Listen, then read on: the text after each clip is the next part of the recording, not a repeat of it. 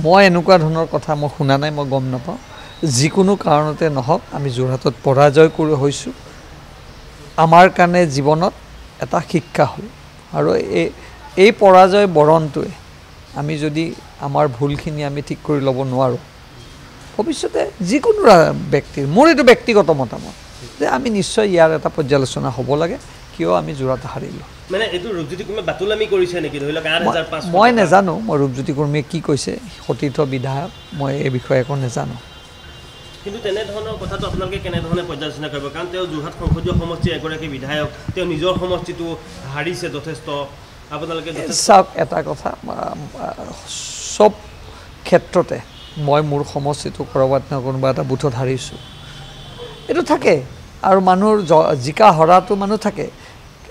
জিকিলে অলপ নিজক আনন্দ লাগে, হাৰিলে দুখ লাগে। আৰু দুখ লগাটোৰ পৰা আমি শিকিব পাৰোঁ। মই ভাবোঁ যে আমাৰ শিকিবলগীয়া যদি কিবা আছে আমি ঠিক কৰি ল'ব লাগে, কাৰণ এতিয়া আমাৰ পঞ্চায়ত নিৰ্বাচন, বিধানসভা নিৰ্বাচন আছে। কিন্তু তেখেতে ভোটাৰ ৰাইজক অপমান কৰিছে যে ৮৫০০ টকা বিক্ৰী হোৱা বুলি তেখেতে যিটো কথা কৈছে, অভিযোগ।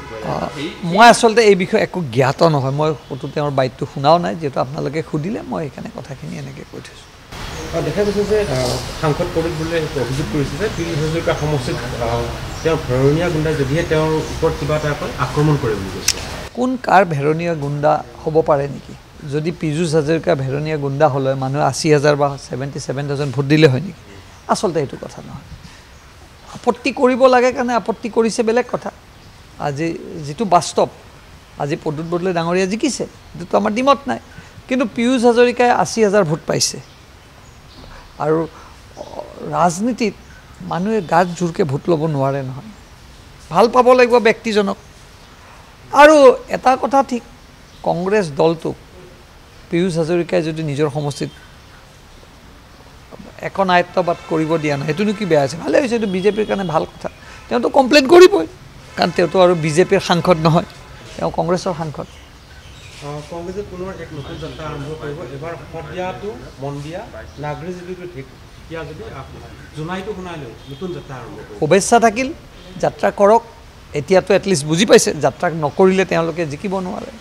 তেওঁলোকৰ মনত যি আত্ম উৎসাহ আছে, মিয়াৰ ভোট লৈ তেওঁলোক যিহেতু আজি ইমান আত্ম উৎসাহী হৈছে, আজি তেওঁলোকে যাত্ৰা কৰক। আৰু এই যাত্ৰাৰ শুভেচ্ছা থাকিল।